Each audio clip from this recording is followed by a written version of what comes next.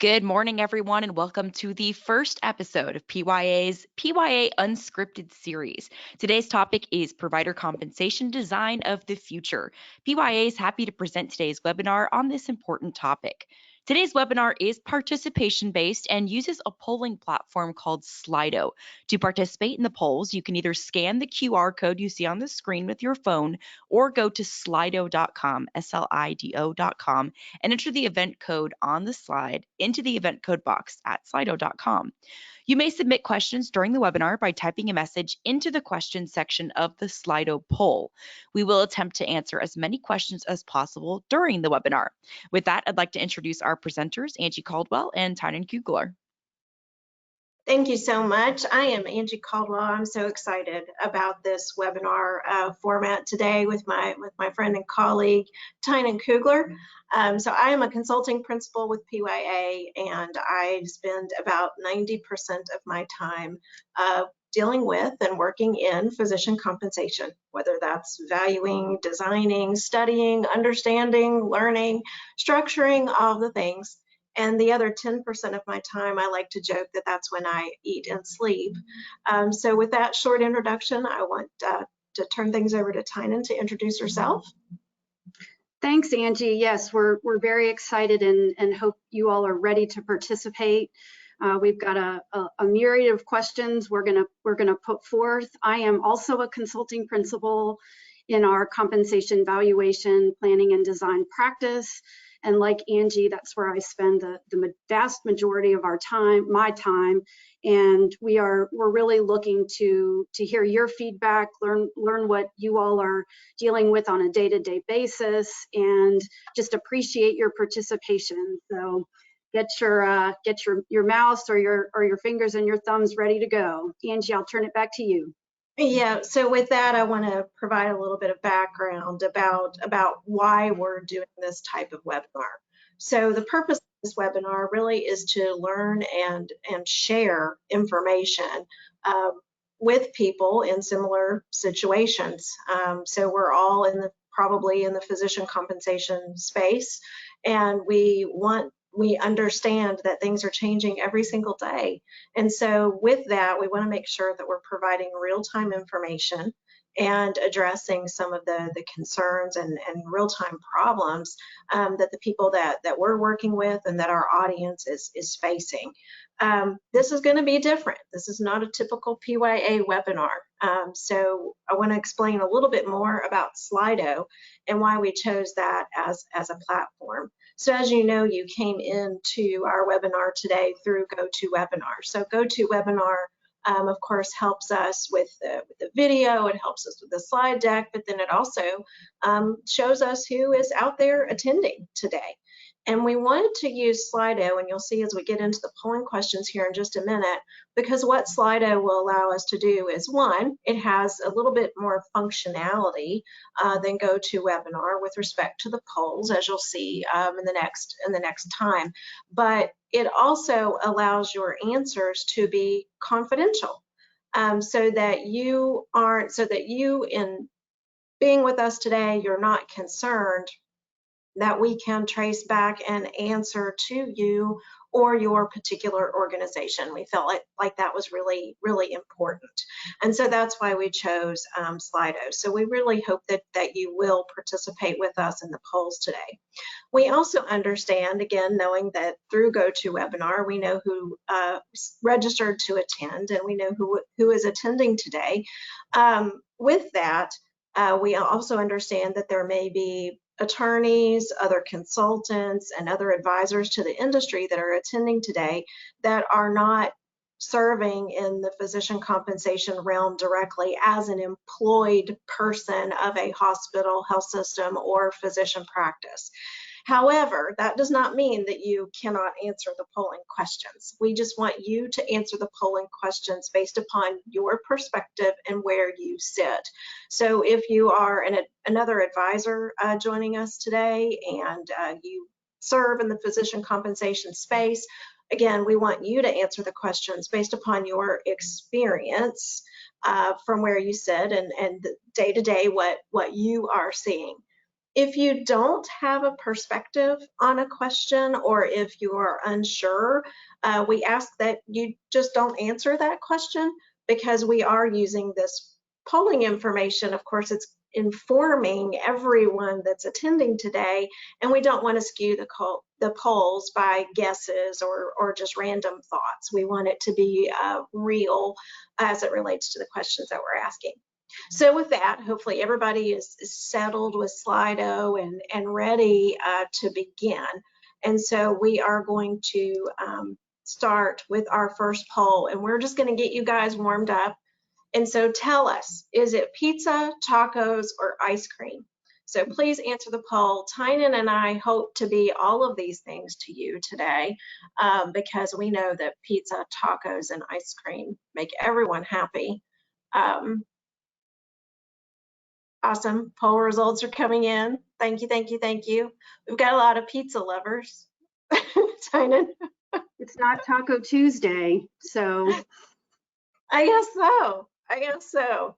So this is great. We can see the activity in the polls and everything coming in. So this is great. We know that folks are active and participating then in our polls. So let's get started, okay, with the real deal as it relates to our polling questions. The first several questions that you are going to see are really information gathering so that we know who's in our audience, and again, just trying to provide perspective as to where you sit. So on the screen in front of you, next poll, please rank the provider types, 1 being the most difficult and 5 being the least difficult, for which to design compensation. So we are testing your Slido skills quickly. The first one was a quick multiple choice, just a bar graph percentage, and now we're getting into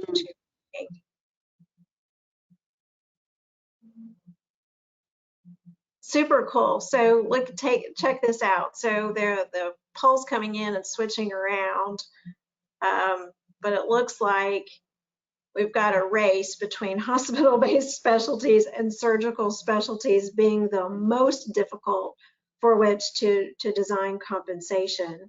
I know that there are some more poll results coming in, but I would agree with this. I don't know, Tynan, if you have any particular perspectives on it, but this resonates with me and it's consistent with my experience as well. Yeah, I think it was interesting right out of the gate. The advanced practice providers took an early lead. I think we're seeing more questions and talk about what do we do with our APP compensation model, and that's in part now coming from some of the split share changes, which I know we can probably touch on a little bit later. But I thought that was interesting that kind of came out strong in the beginning.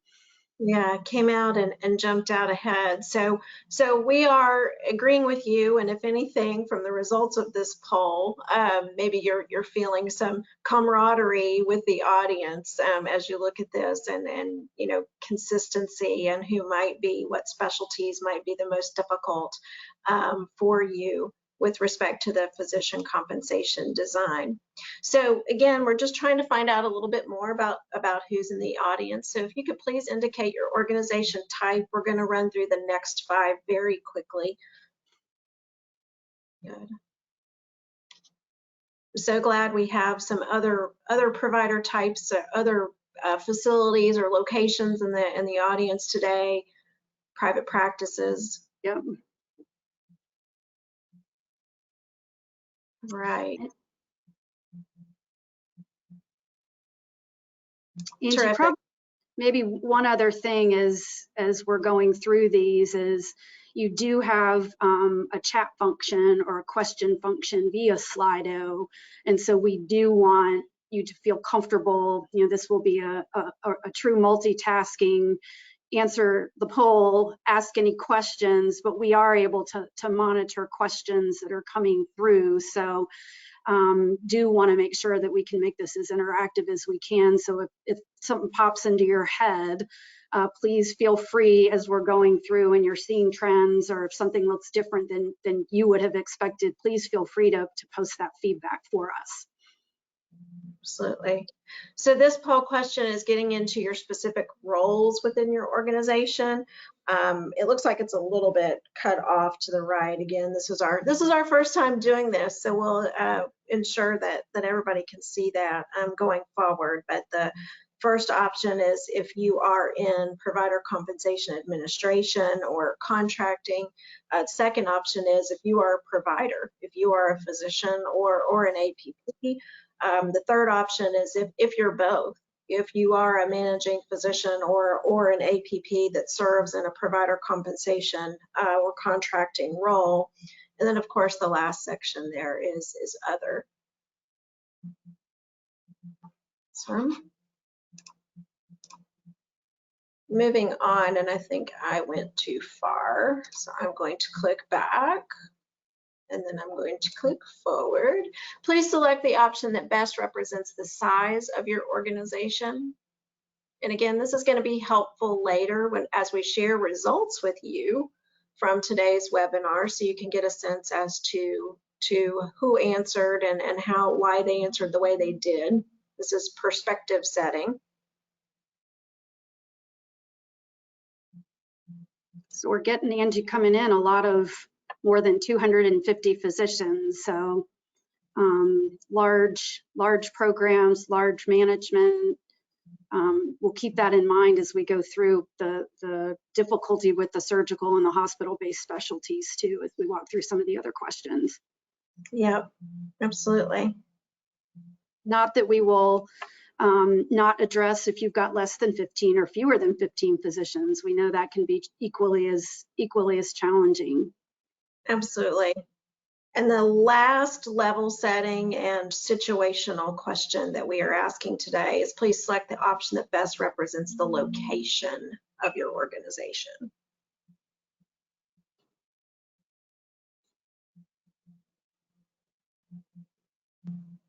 We're watching the results come through just as you are as attendees. So we've got a pretty good mix of folks in different settings today, between urban settings and suburban settings, as well as rural settings, which is interesting in that there are some different challenges there with respect to physician compensation, design, and structure. So terrific. So with that, Tynan, I'm going to turn it over to you. Thank you for allowing us to level set with you from an audience perspective. And so now, Tynan, take us away with some more physician design-y related questions. Sure. So one of the things Angie didn't share about Slido is that we have the capability to use different kinds of polling question types. So get your creative juices flowing here from a type a word as it relates to what compensation types do you have the most challenge with incorporating into your current comp model. So what are the challenges from a compensation design perspective that you find most challenging? Some not to lead the respondent, but things that we come across are things like compensation for clinical quality and engagement, call coverage. What do we do with call coverage?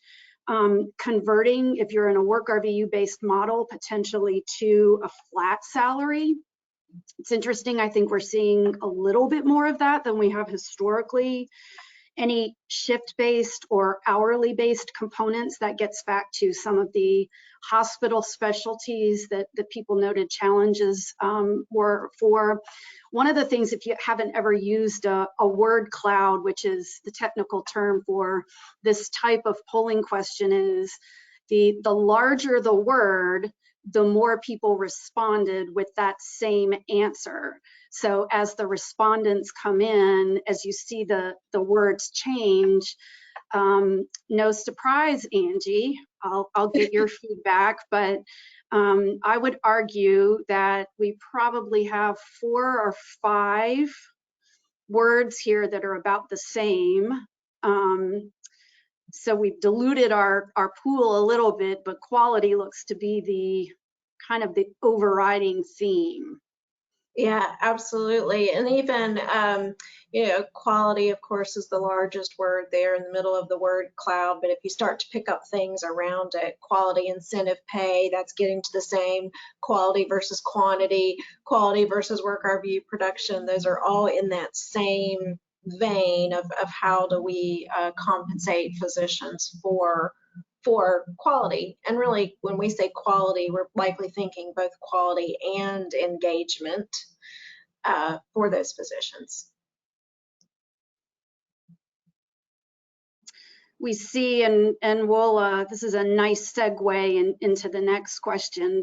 We see some GME, we see some APPs and APC supervision, APP impact on wRVUs. So sort of to our earlier point about often running on a fast start with APPs. From a component perspective, we'd like you to select all of the components that are currently included in your comp model. And so this is a select as many as apply to your comp model. And then we've also, in this particular one, and see that folks have already used it, the other category, if you've got an other component that we don't have listed here, please include that as well.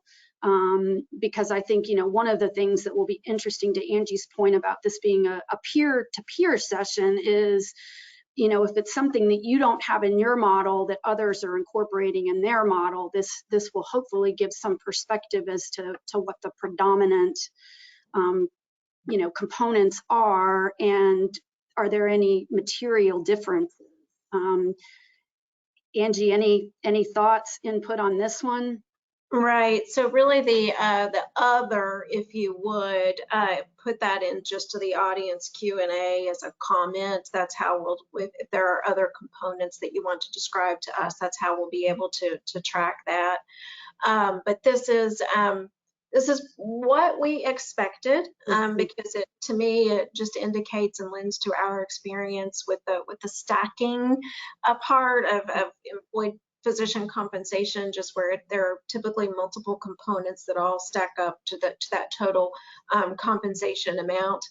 It is no surprise to me also that revenue minus expenses is down there at the bottom as the least often used component in a compensation model. Great, and just some of the other comments that have come in. Administrative meetings, so that's another one, and a visit count production bonus structure, which I think we are, candidly seeing a little bit more of. Angie, just while we're on this one, I'm actually a little surprised, pleasantly surprised by the percentage that have quality and engagement. I think we still, believe it or not, find circumstances where that has not been robustly developed or even developed. I think the answer even a couple years ago would have been very different. So didn't know if you had any thoughts there consistent with what you're seeing. Yes, I'm excited about that percentage, Tynan, and actually later on in our discussion, we're going to get into some more details around the aspects of the quality engagement incentive compensation. So that will lead nicely into that. So we should get some really good information and be able to share with each other what we're seeing and what we're doing out there. Okay, let's move on. We're going to talk about sort of one of those components, wRVU production. And this is another ranking scale of 1 to 5.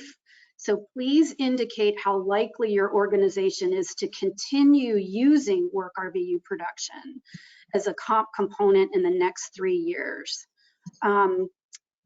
Interesting too, as we thought about this, there are a couple of different ways we could have presented this. We could have also said, how likely is your organization to discontinue using wRVUs in the next 3 years.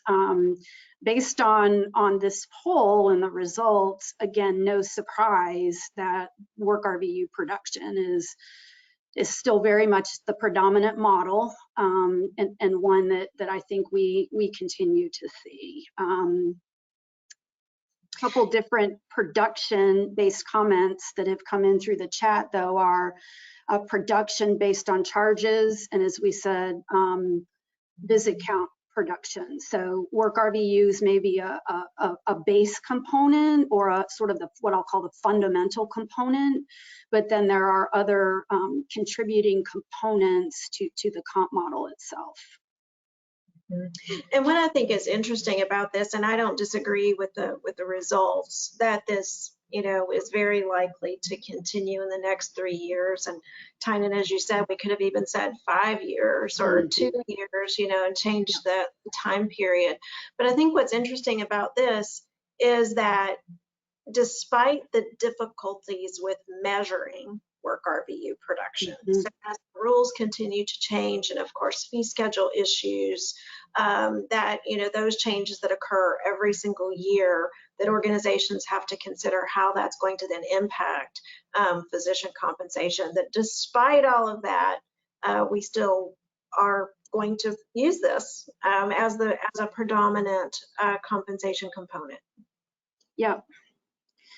Well, and one of the things as we get to the next polling question is kind of, as Angie said, is it 2 years? Is it 5 years? Is it never? If wRVU were discontinued and sort of this is your time to wave your magic wand and think about the future of a preferred comp structure, what would the replacement measure be? So if you had to wave your magic wand today and say, wRVUs are just not what we're going to use, what would we be using? Risk-adjusted panel size. Came to the top pretty quick. And also on this one, for the other answer, just like we did before, if you have specifics around other that you would like to share with us, please put that into the Slido chat. That would be terrific. Wow, so risk-adjusted panel size came to the top, annual salary there, and encounters a close second and third. This is good. This is interesting. This is interesting. You know, I think with an annual salary, that annual fixed flat salary, it's so simple. I think as folks that work in this space, we are really wanting more simplicity in physician compensation administration as well as the design. So I'm not surprised that that one is one that is rising to the top. Yep. Okay. On to our next one. So now we're gonna shake it up a little and use the emoji feature. And you know, this is a good one just to kind of go with your gut, right? Answer this with your gut. How effective are your organization's current quality and engagement incentives? So, you know, you have them, they might be part of your compensation model, but how effective is your organization with using them? So we've got, you know, we've got the crying on the far left. You might have them, they're not effective. You got to the, you know, hey, this is working great. There isn't anything better we could do on the far right. No surprise, only a few folks are really effective with it. I'm not surprised that we're sort of, most of the survey respondents are right smack dab in the middle with some on these starting to be dissatisfied, not real effective. No real surprises there. And what I would love at some point, and maybe this is a future webinar for us, is to really get into what makes those effective, those quality and engagement incentives effective. And so, because I think that there's something to learn from the folks in attendance that are on the right-hand side, the heart eyes and the smiley faces, you know, really trying to understand, you know, why they are effective and how they were able to implement that into their structures. Yeah, and Angie, the other piece is what made it effective from a process standpoint. Was it baby steps? Was it you know, we've got contracts, we've got, you know, reimbursement that's more heavily tied to quality and engagement, and that's what's driving that from a comp plan perspective. So I think there's a lot that we could do on that in the future. That's the one other thing, is if you all have ideas for future webinars, Slido polls, please also feel free to sort of share that and chat that out. Okay, so this is maybe a little bit more of an objective question, but when you think about those quality and engagement incentives, and you think about how they are developed and how they align with your organizational goals and metrics, you know, that to us is really the key, is how aligned are the incentives that we have in our comp plan to what is our organization trying to accomplish. And have we done a good job of marrying the two of those together? I really like seeing that, you know, we're on base with some of them, that we've, you know, things are moving, it seems, in the right direction with some of them, which honestly, I guess I'd be a little surprised if they weren't, because then we probably wouldn't continue to have them. And then some of them says, okay, there's probably room for growth, and it would be interesting to see why that challenge is there. Is it a tracking? Is it a reporting? Is it a, we don't know what metrics to utilize? There could be a number of different reasons why they're not currently aligned. Angie, I'll let you weigh in. Yeah, this is great. You know, I think we've all talked about quality and engagement incentives and kind of the start of those being in physician contracts and agreements. And at first it was, let's just get something in there to get everybody used to doing it and being held accountable to metrics other than just simply productivity, pay for performance things. And so now I think folks realize, okay, there's an opportunity within an agreement to really align and try to change behavior through these incentives. And we're going to talk a little bit more about that here in the next few polls. So let's go back to our APPs for a minute. We're going to go back to the smiling or crying. So giving you a little bit of a preview there. What is your perception of APP supervision as a separate compensation component? So compensation that is, to Angie's earlier point, stacked outside of base compensation.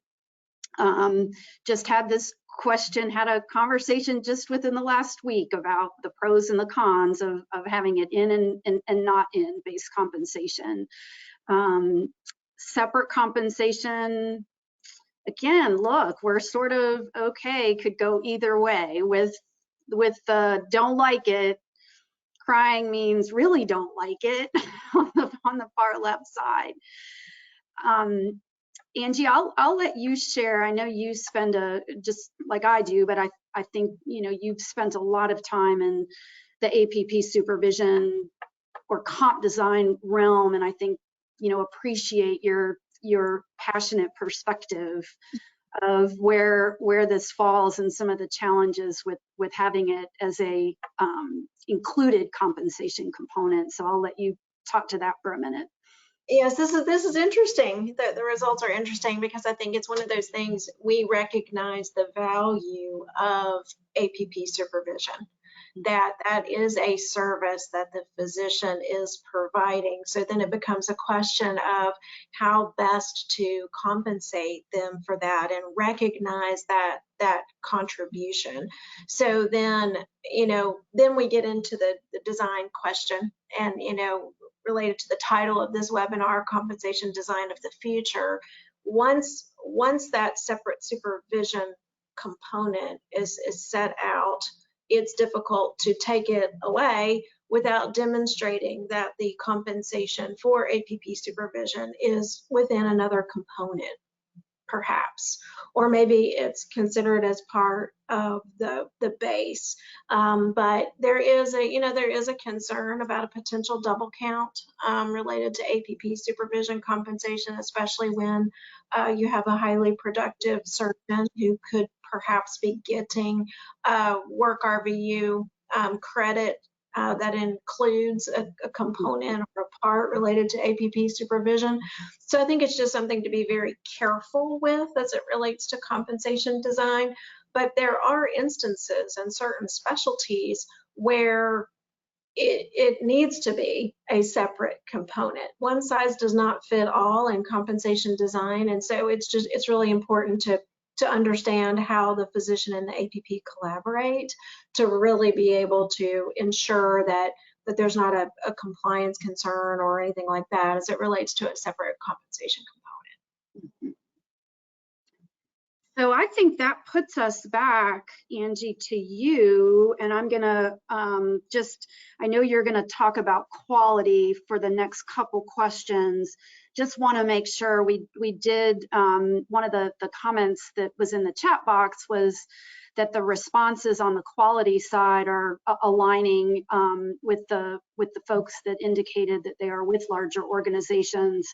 You know, given that we do have a spectrum of people participating with smaller organizations, rural organizations, we do want to be able to talk about what are some of the strategies maybe we've seen smaller organizations use to implement quality.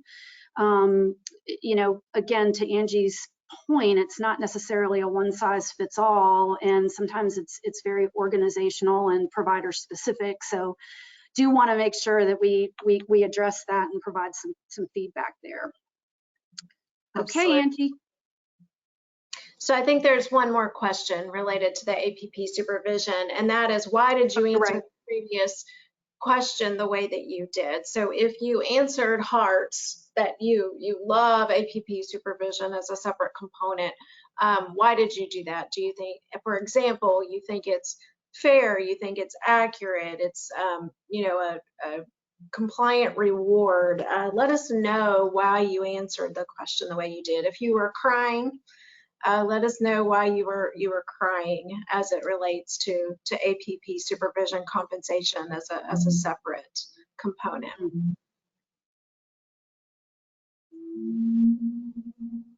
Time consuming away from personal productivity. That's a very good answer. Very burdensome. You're absolutely right. We can't, you know, especially a new APP in a practice, you know, there's probably some additional time and effort on behalf of the physician. I love this. I love seeing all the answers come through. Yeah, and I think we've had to get more prescriptive with, I mean, I think it's very easy for organizations to say, well, we've always paid APP supervision, and this is our model, this is what we pay, and we're going to continue paying it. I think we've had some discussions as we get asked to include and value the supervision, to really understand, are we paying for something over and above, back to that, you know, it's time that they're spending, really understanding how the APPs are utilized, what is the extra work effort, so that, you know, if you're a larger organization or even a smaller organization that has a large number of APPs, it can add up. You know, so a smaller organization, I mean, we've got this with rural organizations where physicians, you know, are the collaborating physician for maybe 4 APPs. Well, if you have a stipend that's, let's say, $10,000, you know, you're adding a chunk of work, and it's not necessarily then potentially a valuation issue, but is it reasonable with where some physician comp model is structured and how that the physician's performing to be able to do it all. So it kind of spans the spectrum of the comp design plus the, is it reasonable? Yeah, I love these answers coming through, because it is, just all the unique and differing perspectives around this really do influence then the organization's design around this important element, because the use and collaboration, physician APP collaboration is not going away anytime soon, for sure. So our Angie, next, how could I have skipped that question? That was like probably one of the most exciting ones so far with all that stuff. So sorry with about that. all the activity, it's all good. So in general, what percentage of base compensation does quality and engagement incentive comp currently represent in the organization? So this is so mathematically, it's the eligible dollars of quality and engagement incentive compensation divided by total compensation. So that's the estimate that we're trying to get to, what percentage. I'm sorry, and it's a base compensation, not total compensation in the question. So redo your math if you need to, based upon my inability to translate that quickly from words to math. But on the screen, it looks like, so wow.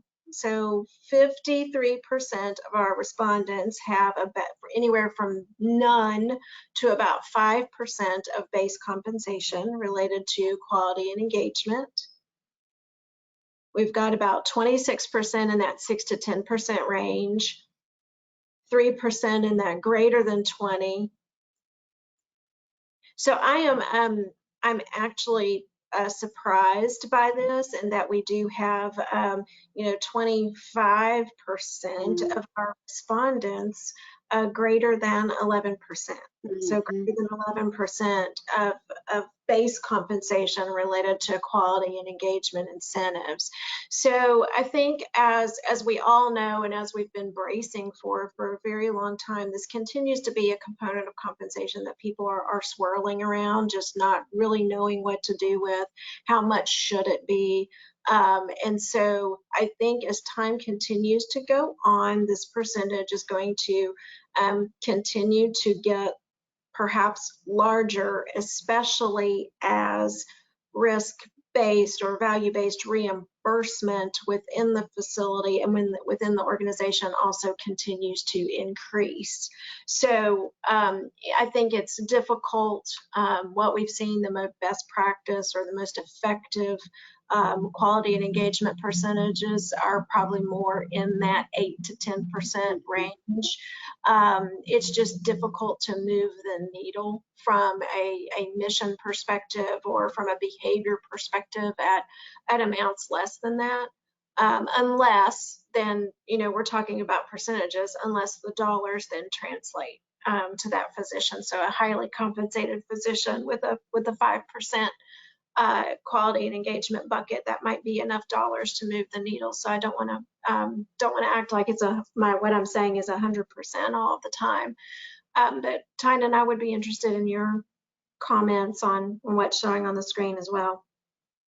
Yeah, I mean, I think it's interesting that there is a quarter that's 11 plus. I think we're seeing that more and more often. It's just slow.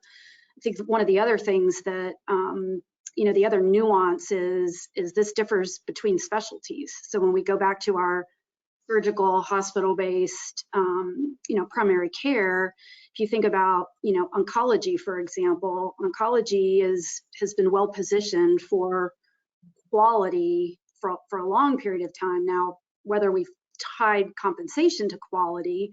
But I think if you're, as you think about, if you're in the 0 to 5 and you're trying to get it moving, what are the specialties where you already have a good infrastructure, part of the mindset, so the step in that direction, and even some of the payers have moved in that direction, it's a little easier to get traction. It's a little easier to get a positive result that can then have a trickle down effect. So as with anything we talk about, it's, while we would like to have one size fits all, we just unfortunately sometimes don't. So the next question is related in that, what percentage do you believe is ideal? So this is one of those word cloud questions. So what percentage of base compensation at risk for quality and engagement incentives do you believe is ideal? So we've got 25%, 20, 15, Oh, look at 100, that. We got a 50. Yeah, we got a 50. 50.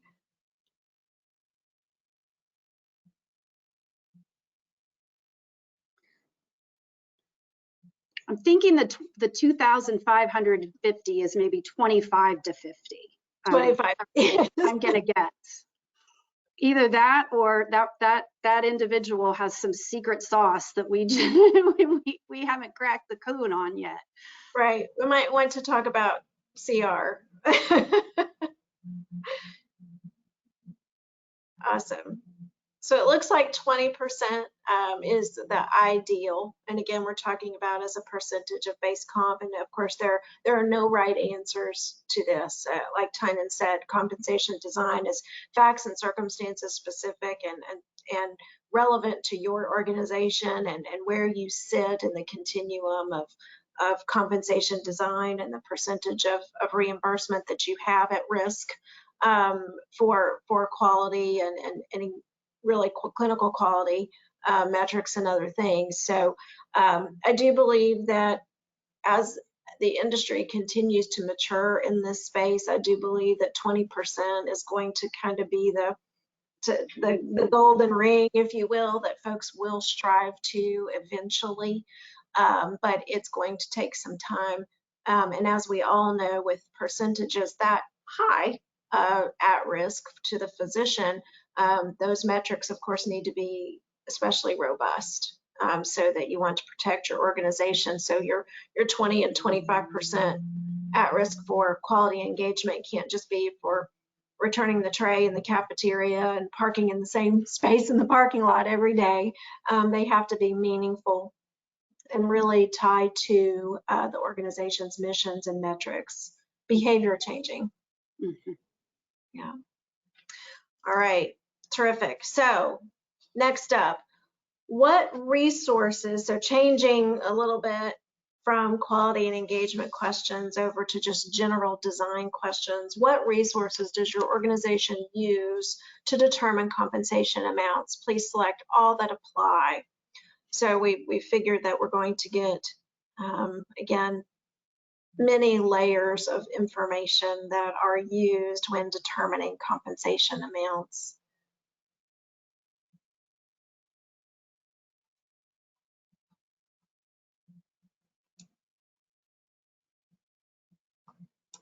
And Angie, on the other, I mean, I think one of the things that we're starting, with some of the clarifications in the Stark law is, really using compensation data as survey data as a starting point, but really understanding what's the story behind, why you're paying a specialty a certain way or an individual a certain way. So when we talk about that sort of other market data and are there other qualitative factors that people are utilizing as they think about setting that comp plan or that comp structure and design, also from a how do you make it kind of consistent when it could be fairly subjective. But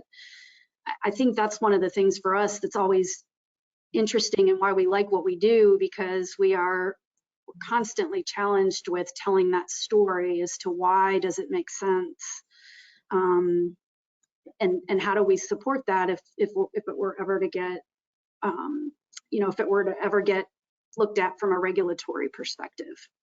Absolutely. And, I'm not surprised that 95% of our participants today are using compensation survey data. It's a great resource. It's a great resource to all of us. And, multiple objective surveys are, of course, best practice. Just so, as you said, we're really trying to tell the story in the complete picture.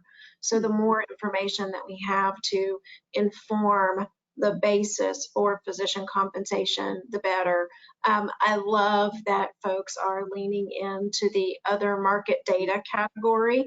That percentage is actually a little bit higher than I thought it was going to be, Tynan. I don't know about you, but there's a lot of really good information out there within those sources to be able to use to help to inform us. Yeah, and if there's something on here that we haven't listed that you use, that you're willing to share, again, kind of back to the context of why we thought we wanted to do these kinds of webinars, is to allow people to learn and share from each other in an anonymous forum, anonymous fashion, and just in a different way. So please feel free to, something works well for you and you want to share, that's what we want to encourage. Absolutely.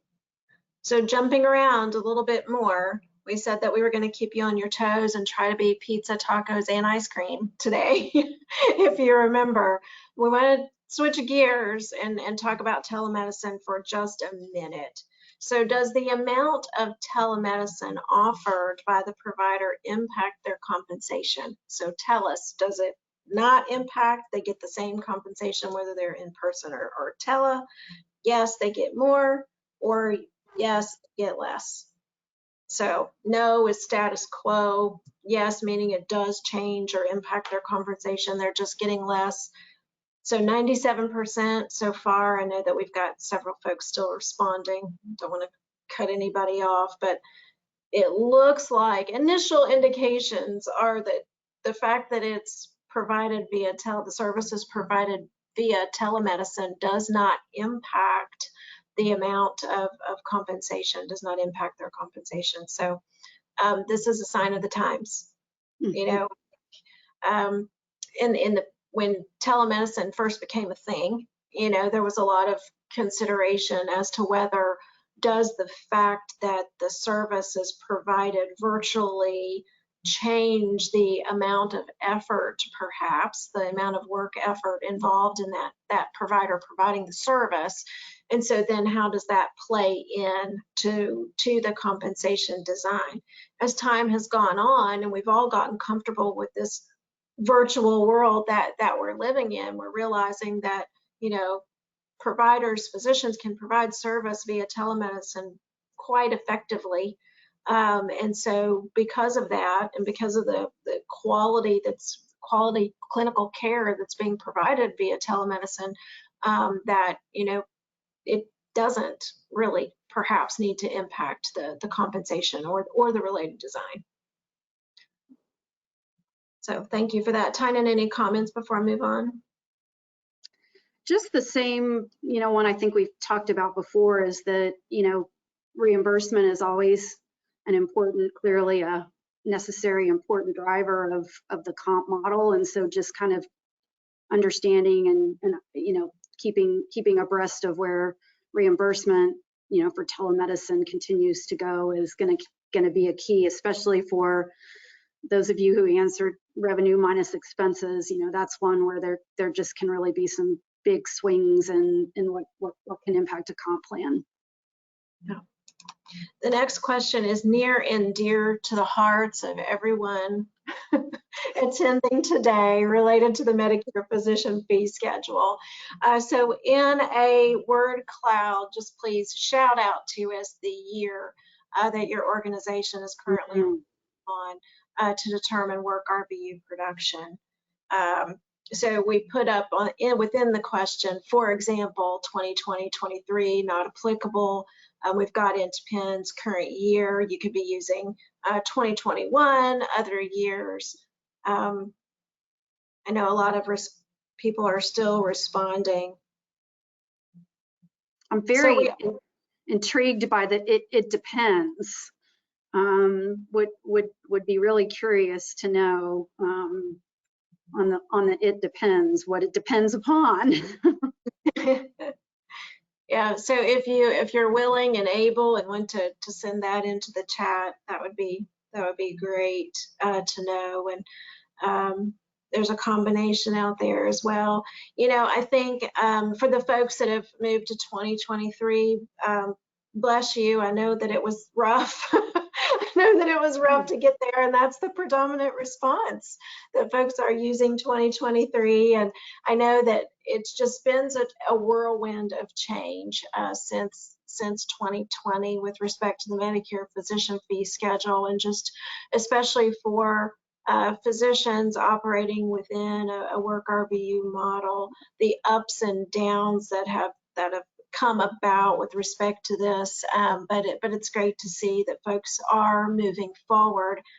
Also interesting that the next highest response is 2020, which, you know, was really, in my opinion, and I'm just one, but my opinion, the last year that a lot of it's the last year before things kind of went haywire within the data.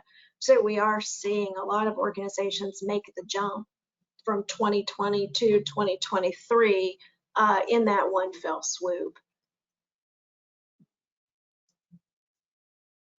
Will be interesting to see if we ask the same question this time next year, where we're, you know, where we land.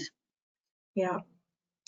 Okay, so we are wrapping up, getting to the last few questions here. So generally speaking, let's do some emojis again. Are your physicians satisfied with your organization's current compensation structure?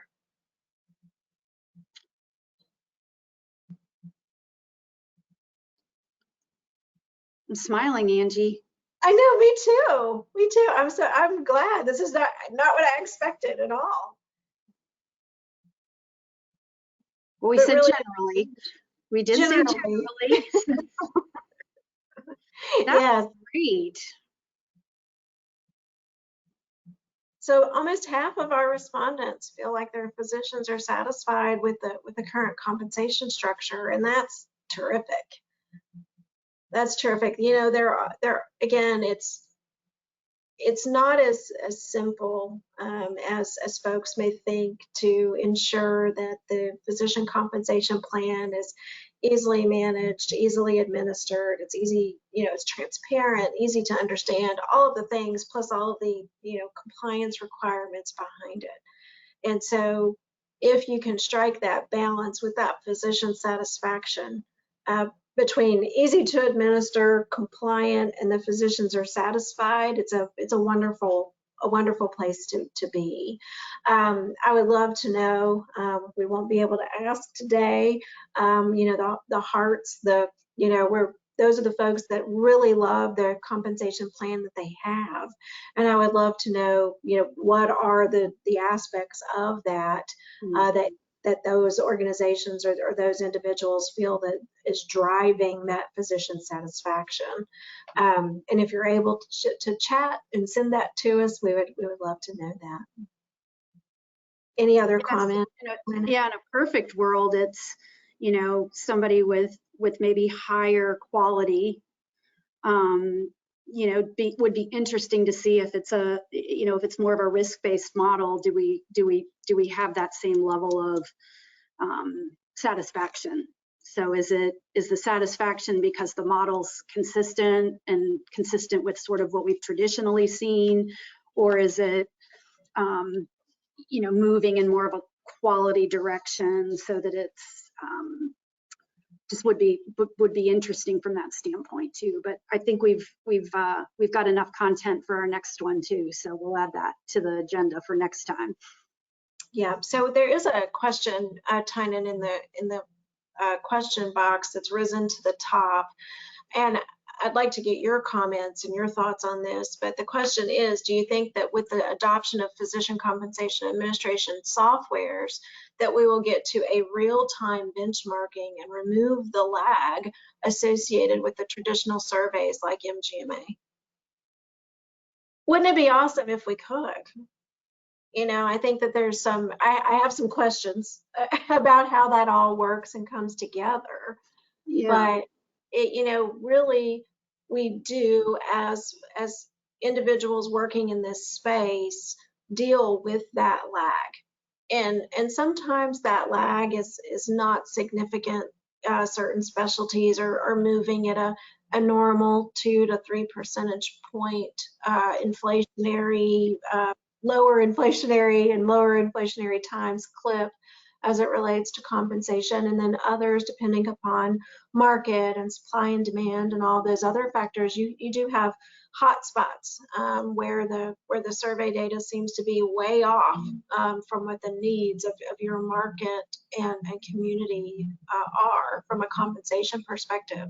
So I think that would be awesome if we could get to some type of more real-time information, simply because the environment is moving too fast in many cases to have that lag. Right. Well, and then you have the situation like you did with COVID. You know, you've got compensation that's stayed pretty much the same, but you've got production and collections that are much lower in a situation like that. So, you know, for us to sort of see the impact of that trend, it takes a while to do that. If seems like it's an IT, you know, it's almost like a survey respondent with the connection to the administrative, you know, the software, the comp software, but a little bit out of my wheelhouse from that perspective, but great idea. So, and a good question. So. Absolutely. So where I said I have questions about how it would work, but wow, it'd be great if we could get there. Okay, so last question before we turn everybody loose. Are there any provider compensation structures or methodologies you're interested in learning more about? This is a free text. APPs immediately came to the top. We're not surprised by that whatsoever. APP compensation continues to be a hot topic out there in the industries, especially as we become as they become more ingrained into hospitals and health systems, as they become more collaborative, and learning how to really bring them into that care team compensation model is a hot topic, and it will be, I think, for some time going forward. But this is helping us participants. It's helping us think about our next thought leadership. It's helping us think through what the next unscripted is for you. Yep. Information coming in now. Yeah, and I think, you know, what's interesting too on the APP side is, I mean, we've always done this in our provider needs assessments, but, you know, when we're looking at need and shortage and things like that, I mean, APPs have always been part of that complement and that planning. And so it makes perfect sense that the focus on APP compensation as more and more are needed because of shortages has risen to the top.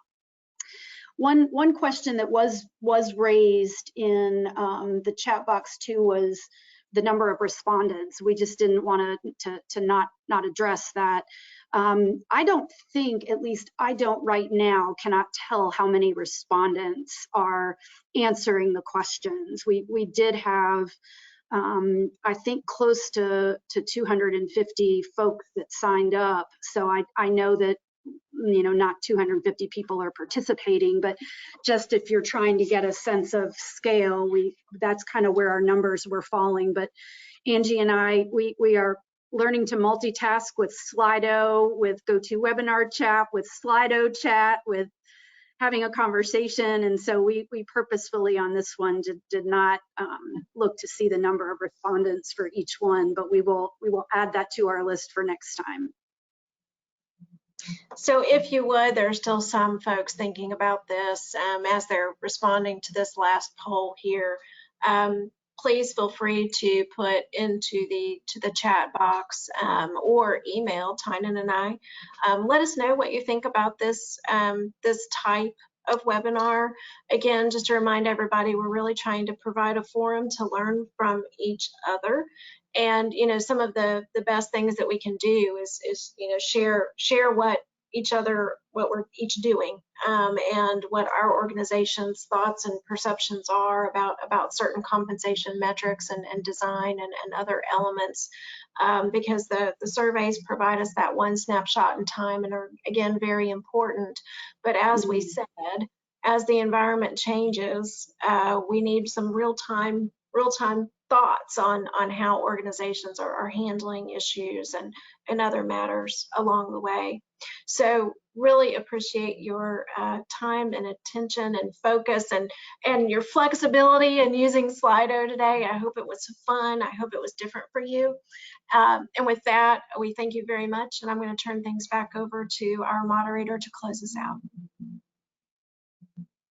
Thank you to Angie and Tynan. Very fun today. Later today, you'll receive an email with their contact information and a recording of this webinar. Also, all information on this and future episodes of PYA's Unscripted series is available on the Insights page at our website, pyapc.com. While you're there, you can register for other PYA webinars and learn more about the full range of services offered by PYA. Please remember to stay on the line once the webinar disconnects to complete a short survey and post any questions you may have. On behalf of PYA, thanks so much for joining us and have a great rest of your day.